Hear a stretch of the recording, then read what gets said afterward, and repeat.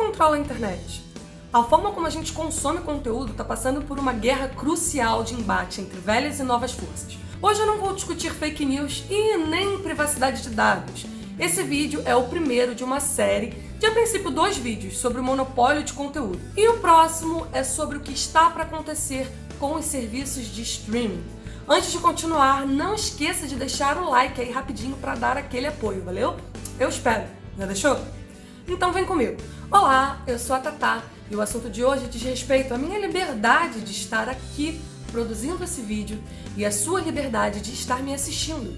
Embora a gente saiba que o conteúdo não é realmente gratuito, né? Pois você paga por ele com as suas informações pessoais. Aliás, muitas informações pessoais que são usadas para te vender produtos através dos anúncios que aparecem aqui. Mas ainda assim eu sou livre para expressar aqui quase qualquer opinião que esteja dentro da legalidade controversa, é claro. Inclusive, eu sou livre para fazer propaganda de concorrentes do próprio YouTube no meu vídeo. Concorrentes que vão muito além das outras plataformas de internet, como a gente vai ver aqui. Mas você deve estar pensando nas reclamações de todos os YouTubers sobre as políticas da plataforma. De certa forma, os algoritmos que fazem meu vídeo chegar até você não são totalmente neutros, né? Porém, são mais baseados em princípios técnicos e talvez éticos do que, de fato, controle do conteúdo. E você pode chegar aqui também por conta própria. Se você tem menos de 25 anos, talvez essa liberdade possa te parecer natural, né? Mas nem sempre a comunicação de massas pode ser feita por qualquer pessoa. O mesmo vale para os anunciantes. Nunca a propaganda de grande exposição foi tão democrática e acessível a pequenos negócios. Nos anos 90, a internet surgia como uma utopia. Antes, se você quisesse se manter informado, você só tinha os jornais impressos e a televisão, dominadas aí por pouquíssimos e grandes grupos que controlavam basicamente toda a informação. Agora, a gente está mais vulnerável de outras formas, né? Todos que têm um pouco de consciência do que está acontecendo têm se preocupado com as Big Four do Vale do Silício, ou as grandes 4 em tradução livre: Google, Amazon, Facebook, Apple. A Apple, por motivos bem diferentes, tá? A Google já tomou alguns processos bilionários por basicamente priorizar as suas plataformas nos mecanismos de busca. E sendo o mecanismo de busca mais usado, o argumento é que esse monopolismo sufoca a inovação, ao dificultar que novos empreendimentos concorrentes se destaquem. As bandeiras levantadas são muitas e variam desde impedir que elas comprem mais aplicativos e plataformas e até obrigar elas a abrir mão dos que elas já têm. A internet tem um enorme poder no mundo de hoje, sem dúvida. E eu não vou dizer que não é preocupante que tanto poder esteja concentrado nas mãos de tão poucos. É válida, com certeza, uma discussão sobre estabelecer limites para a exploração dos nossos dados pessoais e o comércio de anúncios, mas principalmente a urgência em impedir que a manipulação política explore as nossas vulnerabilidades através desses dados. Essas são as questões mais urgentes dessa discussão, sem dúvida. Mas o que eu quero falar aqui é sobre quem joga no outro time e que controlam absolutamente tudo, até a internet. Só não controlam a web até agora, tá? Tô falando das hidras de várias cabeças com 1 século de idade, também conhecida como impérios ou superconglomerados de mídias, que não passam muito de meia dúzia. Eles costumam concentrar a atuação simultaneamente em todos os mercados e cadeias de produção de mídias, inclusive nas suas tecnologias e infraestrutura. Como exemplo, vamos pensar aqui na indústria de videogames, a partir da Sony, que atua no mercado fonográfico, cinematográfico, televisivo e produz todos os eletrônicos onde a gente consome essas mídias. Ela também produz os consoles e desenvolve jogos, e compra os desenvolvedores concorrentes. Ano passado, ela comprou a Insomniac Games, que produziu jogos de sucesso para várias plataformas, mas agora produzirá exclusivamente para PlayStation. Bem, a Google é uma empresa que distribui conteúdo, mas enquanto ela não produz conteúdo próprio, a concorrência que ela esmaga com o seu monopolismo não diminui a pluralidade de opiniões e de ideias. Nada do que a Google ou o Facebook compram controla algum tipo de conteúdo próprio. Agora, se você distribui conteúdo e também produz, é muito provável que você queira que o seu conteúdo seja priorizado, não só empurrando o seu conteúdo pela sua plataforma, mas também mantendo o seu conteúdo exclusivo.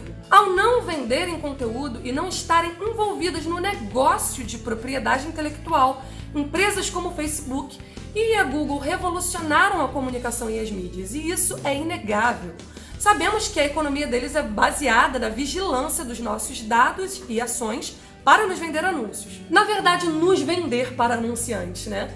Mas as suas atividades se concentram nesse mercado.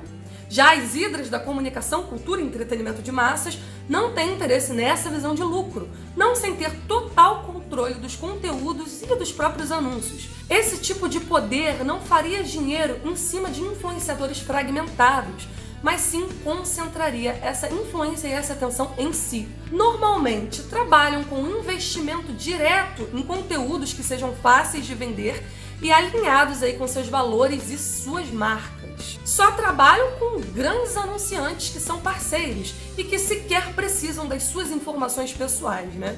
Já o modelo de negócios do YouTube, ganhando em cima de anúncios indiscriminados, permite que os projetos de mídia tenham autonomia. Por exemplo, uns colegas meus criaram um canal aqui no YouTube, o Kinobox, como uma alternativa para distribuir curtas-metragens nacionais e dar um retorno financeiro para uma galera que ainda não teve espaço nos meios tradicionais.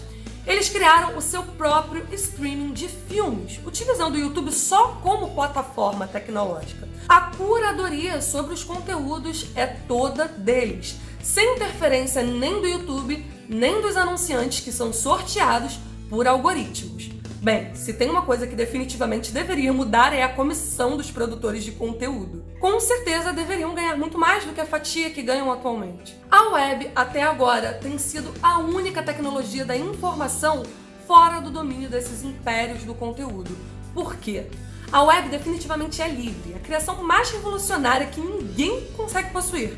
Qualquer um pode comprar um domínio, colocar um conteúdo no ar, mas para acessar a web, você precisa da internet. Muita gente fala como se internet e web fosse a mesma coisa, mas a web é o que você acessa através do navegador e dos endereços. Os aplicativos não são web, assim como o Wi-Fi da geladeira e da televisão também não são. A internet, propriamente dita, é a infraestrutura que transmite o sinal, e essa infraestrutura tem um dono. A internet tem dono. Para falar disso, a gente precisa voltar à história do iPhone. Quando um celular se conectou de forma eficiente à internet, a Apple, diferente das outras Big Four, controla totalmente os 3 pilares da infraestrutura: a máquina, o sistema operacional e o sinal de internet. Quando o iPhone foi lançado, o CEO da Google estava presente e existiria uma parceria entre as duas empresas, que foi rompida quando anunciaram que os iPhones só estariam disponíveis nas linhas da AT&T. Para quem não sabe, a AT&T é uma supercorporação de telecomunicações que vai de linhas telefônicas a sinal de internet e de TV, com mais de um século de atuação, literalmente. Essa é a infraestrutura mais indispensável do acesso à internet e à web.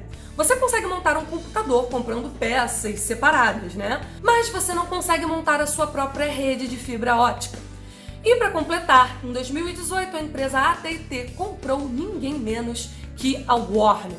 Essa fusão foi questionada pelo governo americano e segue sendo questionada pelas regulamentações brasileiras, porque a AT&T é dona da Sky e do serviço de streaming da HBO que está para chegar no Brasil. Já a Warner Media é dono de vários outros canais que poderiam ser retirados das outras operadoras de sinal, como a Claro TV, ou vendidos por um preço bem desleal. Bem, por acaso, esse grupo AT&T também é dono da Crunchyroll, que distribui animes. Estou dando esse exemplo aqui porque é bem conhecido de vocês. O próximo vídeo será sobre os streams, onde os problemas que eu estou tratando aqui já estão acontecendo explicitamente. Bem, além da Apple limitar seus aparelhos a seus sistemas operacionais e ao sinal de internet de uma empresa específica, ela limita também os aplicativos, que no caso dos smartphones, são extremamente necessários para você desfrutar da internet. Para vocês terem ideia do poder desse tipo específico de monopólio, os aplicativos do grupo Facebook para o iOS pagam 30% de royalties e ainda precisam ser administrados na casa da Apple. Certa vez, os funcionários do Facebook foram banidos do transporte e tiveram até restrições no cardápio como punição, além da Apple ter bloqueado todos os aplicativos da empresa nos seus aparelhos por um dia. Bem, não dá pra dizer que o Facebook foi inocente nesse caso, né? que eu não vou aprofundar, mas mostra os limites dos poderes de uma gigante da internet que é chamada de monopolista por ser dona de vários aplicativos diante de uma monopolista tradicional em cadeia, que joga em várias frentes diferentes. Aliás, já está nos streamings também. E devido à pandemia, alguns economistas falaram da possibilidade da Apple comprar também a Disney. Se isso acontecer, a Apple passa a ser dona de propriedade intelectual. Na verdade, dona de quase toda a cultura popular, né? Dividindo com a Warner. Ou seja, não dá para colocar as Big Four do mesmo lado nessa discussão. Quem garante que as empresas de infraestrutura não controlem a web é um conceito chamado neutralidade na rede. Isso significa proibir que as fornecedoras do sinal de internet discriminem o tráfego de dados de origens diferentes. Ou seja, bloqueando ou limitando a conexão em alguns sites e priorizando outros sites. Bem, em 2017, a neutralidade em rede foi completamente derrubada nos Estados Unidos. E vocês também devem lembrar de quando os youtubers surtaram aqui no Brasil porque as empresas de telefonia queriam limitar a banda fixa por aqui. Todos entenderam o quanto isso impactaria na nossa liberdade para consumir nossos dados, vídeos no YouTube, o que quer que fosse. Mas poucos se atentaram às brechas que isso abriria para que a internet se tornasse uma espécie de jardinzinho murado, onde você não acessa os conteúdos dos concorrentes. E assim, alguns conteúdos são empurrados como substituição. A curto prazo, isso geraria uma insatisfação, mas as gerações seguintes só veriam a internet da mesma forma que a gente vê a TV paga hoje. E ninguém protesta contra a TV paga, não é mesmo? Então, se você acha que é impossível mudar a natureza da internet, deveria olhar mais para o passado. Esse vídeo foi inspirado no livro Impérios da Comunicação, do Tim Wu. Ele diz que toda vez que surge uma nova tecnologia da comunicação, passamos por um período de abertura. E na segunda metade do ciclo, a velha ordem consolidada retorna e fecha o ciclo novamente, controlando e murando as novas tecnologias. O livro foi escrito em 2012 e deixou em aberto se o tal fechamento iria acontecer de novo. Mas muito do que eu estou relatando aqui, de como as fusões e o fim da neutralidade em rede aconteceram de lá para cá. A internet, como a gente conhece, surgiu ontem e muita coisa ainda está em jogo sobre o futuro dela. No Brasil, felizmente, a neutralidade em rede ainda é garantida pelo nosso Marco Civil da internet. Muito se lê por aí que o Google, por exemplo, poderia pagar as operadoras de telefonia para dar mais velocidade aos seus sites. E ao YouTube, por exemplo, em detrimento de outras plataformas de vídeo, tornando assim inviável surgir uma concorrência, que atualmente é difícil, né? Por causa dos buscadores que sempre vão colocar o YouTube ali em primeiro e por isso ele já foi processado. Mas o que pouca gente fala é que as empresas de sinal e de telefonia nos Estados Unidos são concorrentes naturais do Google. Não é muito interessante para essas empresas fazer negócios com uma empresa que disponibiliza conteúdo feito por terceiros, porque isso ameaçaria os interesses dos seus conteúdos privados. Lembrando que a AT&T e a Comcast, que são empresas de infraestrutura de internet e sinal de TV nos Estados Unidos, são donas da Warner Media e NBC Universal, respectivamente. Ou seja, de vários estúdios de cinema e canais de televisão, além de serviços de streaming concorrentes do YouTube. É mais provável que essas empresas estejam esperando surgir aí alguma concorrência séria contra o YouTube para que eles comprem essa concorrência e tirem o YouTube do jogo, limitando os dados. E só depois comecem a controlar a produção de conteúdo, que antes era livre e independente, para atender os interesses das suas propriedades intelectuais. Coisa que o YouTube, felizmente, não tem. Ele não é dono de nenhuma propriedade intelectual e por isso que, na verdade, ele é tão rígido com as regras aqui. Não porque ele está aliado desses poderes, mas porque ele sofre uma pressão muito grande. Por isso que qualquer coisinha que a gente coloca aqui já gera monetização para essas grandes empresas. Porém, não usando partes do conteúdo, falar, a gente pode falar o que quiser, inclusive criticar, né? Por isso, galera, vale a reflexão sobre o monopólio horizontal de empresas como o Google e Facebook, que acumulam muito poder no mesmo mercado, que é o espaço para anúncios, né? E elas ficam basicamente restritas a isso. O Facebook mais restrito do que o Google, que já tentou também fabricar aparelho, que não deu muito certo. E enquanto isso, nós não estamos devidamente protegidos da ameaça dos monopólios verticais, que dominam desde os sinais e aparelhos até os conteúdos, e que tem sim projetos em andamento para transformar as redes em jardinzinhos murados por suas propriedades intelectuais. Então, galera, eu tive um problema com o final do vídeo, então voltei aqui só para dar o recado de que o próximo vai ser sobre o streaming. Vai ser basicamente uma continuação desse vídeo aqui, focando mais na parte do conteúdo, né? Porque aqui foi sobre internet, mas com a mesma ideia, assim, de para qual futuro, para qual caminho a gente está seguindo aí nessa questão do monopólio, né? De ter conteúdos exclusivos e dependentes a um determinado serviço. Então, um beijo e até o próximo.